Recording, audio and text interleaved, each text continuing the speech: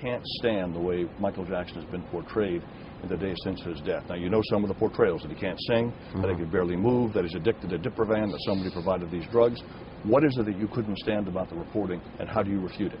Okay. Well, first of all, we all discussed this, and since we were the ones who spent the most time with him in the last 4 months of his life, putting the show together, and we didn't come here to whitewash his image. I've said this before, but we want the world to know, okay, how happy and how vibrant and how engaged and connected he was in this endeavor, and that's why we're here. He was into it. He was going to... Big time. He coined the, this is, as Kenny said, he coined the this is it term. He's a marketing genius. You know that a nurse has come out of the woodwork and said that she was called 4 days before his death, and that staff on behalf of Michael were begging for Diprovan, this drug, which is basically used only under general anesthesia, never prescribed for home use, etc. Any credence to that? All I know is the security, one of the guys in the security detail said she was at the house maybe 1 or 2 times to look at the kid. They have no idea what she's talking about. Right. So I don't know.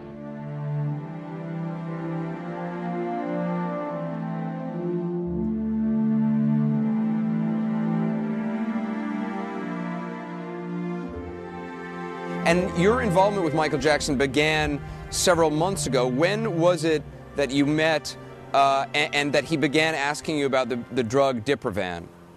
How long ago was that? It was about 3 months ago. He brought up the drug in what context? How did it come up? He said, I am so sleepy. I cannot sleep. I want to have at least 8 hours of sleep. He asked me if I could just spend the night with him, just watch him, this pattern of sleep. And so when I did that, he said, now, do you understand, do you understand I cannot sleep well? I didn't see him anymore. That was 3 months ago. Why, if you hadn't seen him in 3 months, would somebody on his staff call you out of the blue, especially if he had a doctor on his staff? Because I had been working with him nutritionally from January. His energy was low when I met him. He said, I'd like to find out why my energy is so low.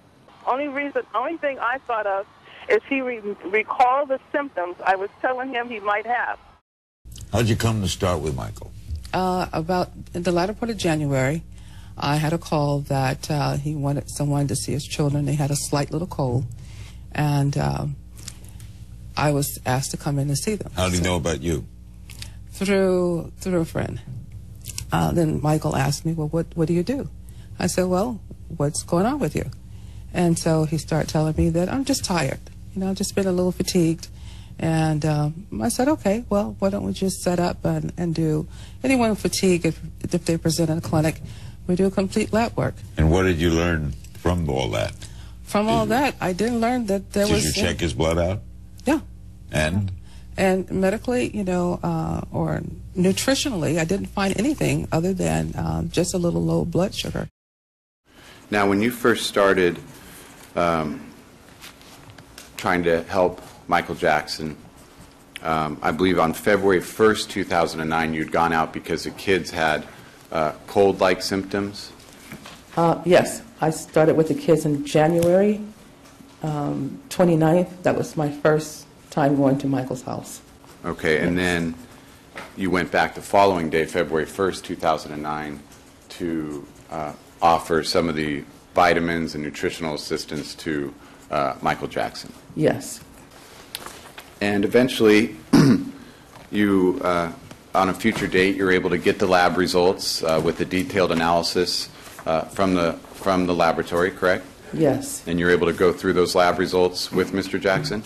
Yes, at great length. We had a long, comprehensive visit to go over the lab results, yes.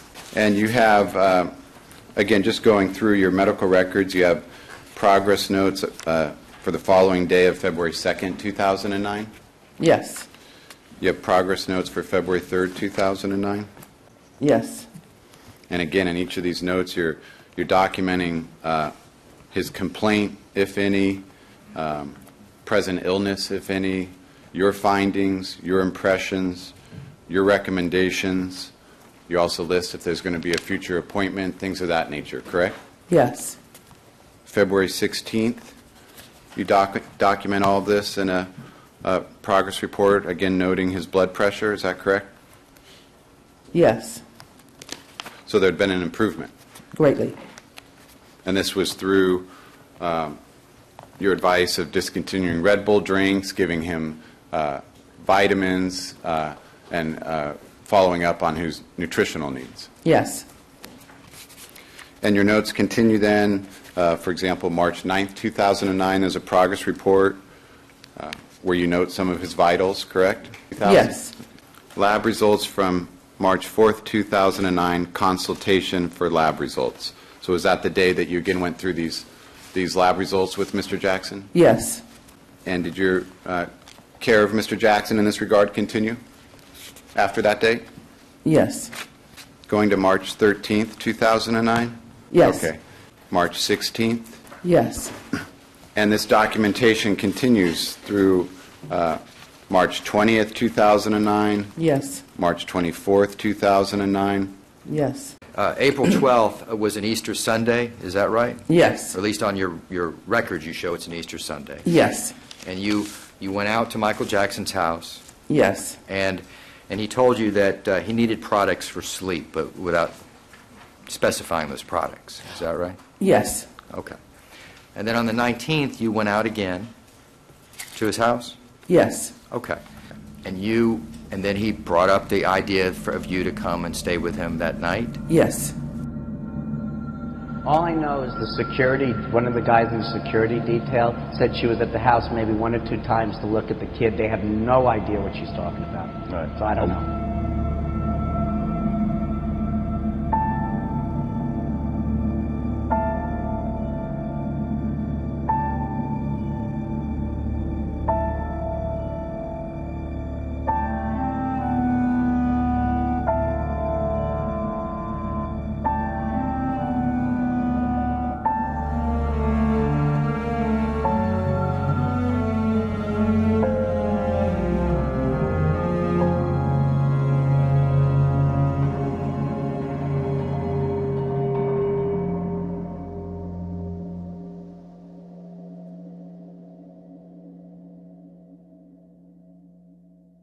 Here's what we do know. Sources close to Michael Jackson tell us that during the History Tour, that was back in '96, '97, Jackson was traveling with what looked like this mini clinic, including an IV pole, drips, and what was described as a rack with lights and monitors.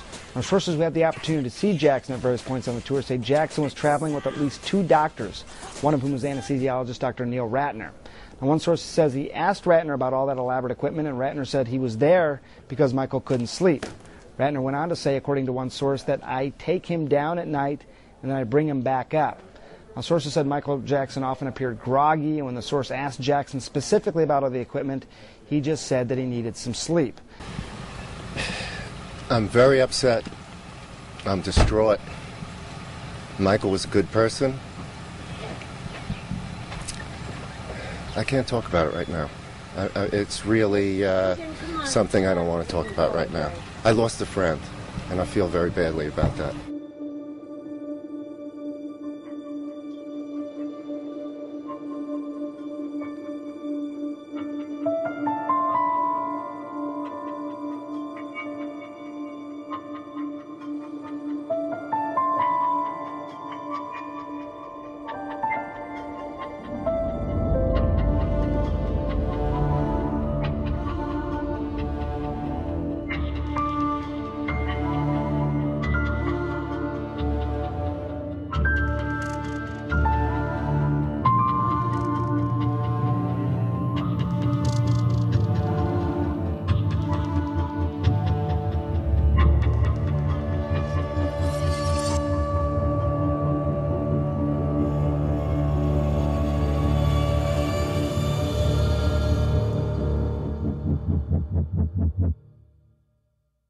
What is the relationship between Michael Jackson and Dr. Murray?